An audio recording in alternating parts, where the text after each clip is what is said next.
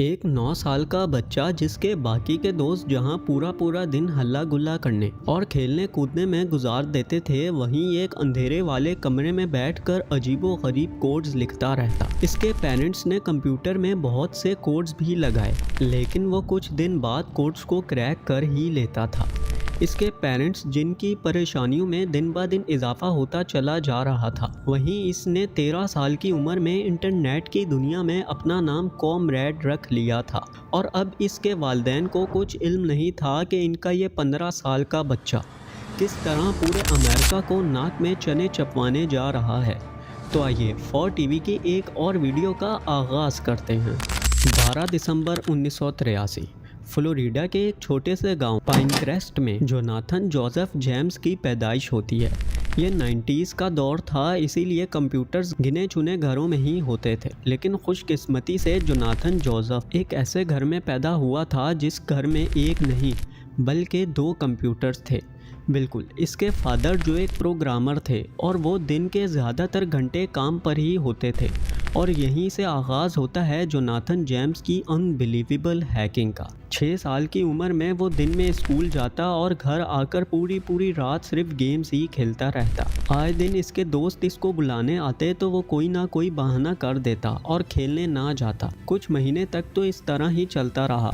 एक दिन ऐसे ही इसका बाप इसको स्कूल से लेने चला जाता है कि तभी जोनाथन का स्कूल टीचर इनको बताता है कि आपका बेटा 5th स्टैंडर्ड में बहुत ही बुरी तरीके से फेल हो गया है। ये कहने की ही देर थी कि इसका बाप घर आकर जोनाथन को ठीक ठाक दवाई देता है। और अब इसके पेरेंट्स को भी रियलाइज़ हो गया था कि अगर ऐसा ही चलता रहा तो जोनाथन कहीं का नहीं रहेगा। लेकिन कुछ हफ्ते बाद सब कुछ दोबारा से नॉर्मल हो जाता है। जहां पहले जोनाथन दोपहर में कंप्यूटर चलाता था, वहीं अब ये रात को कंप्यूटर चलाना शुरू हो गया।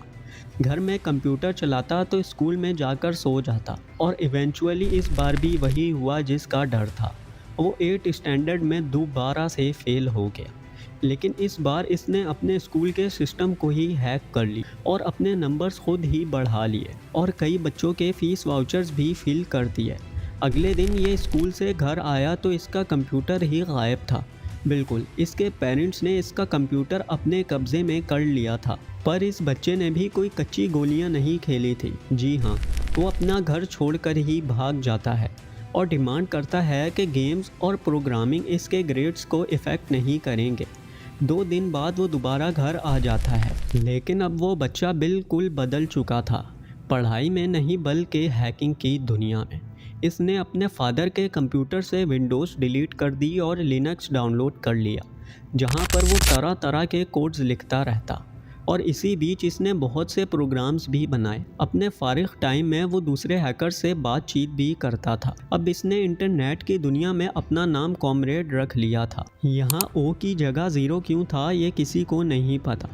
कॉमरेड नाम रखने के बाद ही मानो जैसे इसको पढ़ लग गए हों। वो 15 साल की उम्र में अपने लिए हैकिंग का सबसे बड़ा गोल सेट करता है, जिसमें वो अपने आप से कमिटमेंट करता है कि 23 जून 1999 से 27 अक्टूबर 1999 तक यूएस की सबसे बड़ी टेलीकम्युनिकेशन कंपनी को हैक करेगा।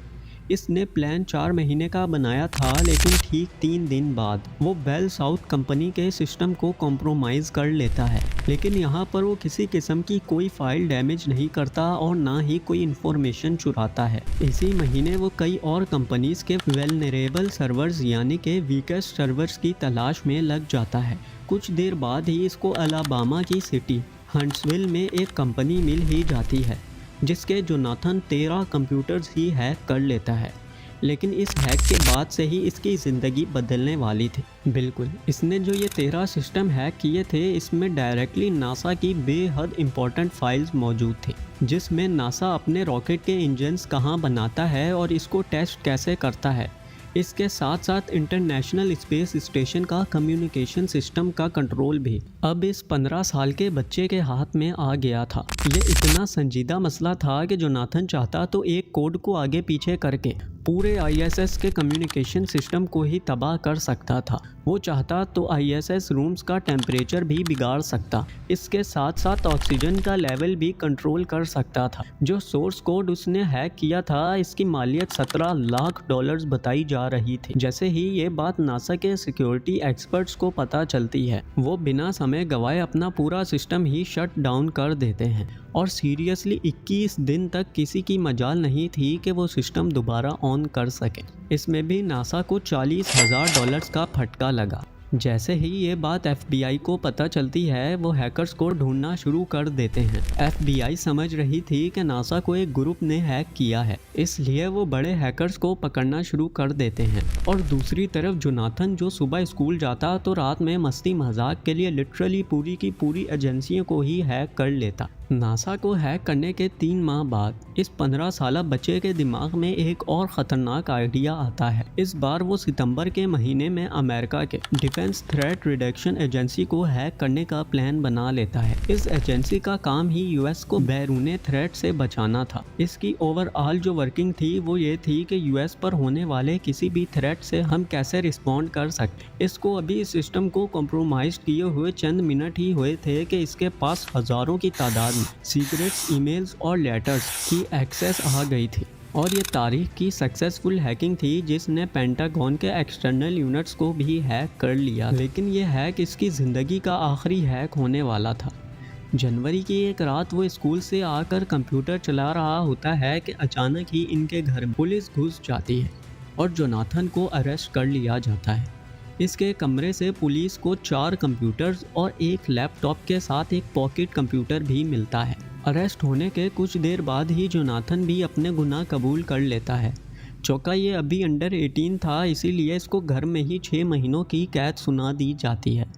लेकिन एक पुलिस वाला इसको घर से भागते हुए देख लेता है। शायद ये जानकर आपको भी हैरानी होगी कि इस 15 साल के बच्चे के खून में ड्रग्स भी पाई गई, यानी कि वो ड्रग्स भी लेता था। इसके बाद इसको घर से जेल में शिफ्ट कर दिया गया। लेकिन यहाँ पर भी कहानी ख़त्म नहीं होती। रिलीज़ होने के कुछ साल बाद जनवरी 2007 में ऐसा ही एक और साइबर अटैक होता है जिसमें लाखों यूज़र्स के क्रेडिट कार्ड्स हैक हो जाते हैं। इस हैकिंग के पीछे 18 साल का लड़का एल्बर्ट गोंज़ेल्स का हाथ था, जो कुछ घंटों में ही करोड़पति बन गया था। लेकिन जब इसको अरेस्ट किया गया तो इसके घर में से बहुत से प्रूफ्स मिले, जिसमें एक नाम डबल जे का भी था। पुलिस का सबसे पहला शक जोनाथन जेम्स की तरफ ही जाता है, पर जोनाथन यहाँ डिनाइड कर देता है कि इस हैकिंग में इसका कोई ताल्लुक नहीं है। पर फिर भी पुलिस इसके घर का चक्कर लगाती रहती है। पर एक दिन इन सब से तंग आकर 18 मई 2008 वाले दिन इसकी डेड बॉडी इसी के बाथरूम में मिलती है। जी हाँ, वो अपने बाप की लाइसेंस गन से अपने आप को ही हेडशॉट मारकर सुसाइड कर लेता है। इसके पास से कुछ पेपाल के पासवर्ड्स और अकाउंट के पासवर्ड्स भी मिलते हैं और एक सुसाइड नोट मिलता है जिसमें लिखा हुआ था, जो गुनाह मैंने किया ही नहीं है, इसके लिए मैं 20 साल के लिए जेल क्यों जाऊँ। और मेरा इस TJX स्टोरी से कोई लिंक नहीं था। मेरे पास इसके अलावा कोई रास्ता नहीं था और मुझे जो ठीक लगा मैंने वही, और मेरे लिए जीतने का वाहिद रास्ता यही था। तो नाजरीन, ये थी 15 साल के बच्चे की एक दर्द भरी कहानी। उम्मीद करते हैं कि वीडियो को लाइक और चैनल को सब्सक्राइब आपने कर दिया होगा। मैं मिलूँगा 4TV की अगली शानदार वीडियो में। अल्लाह।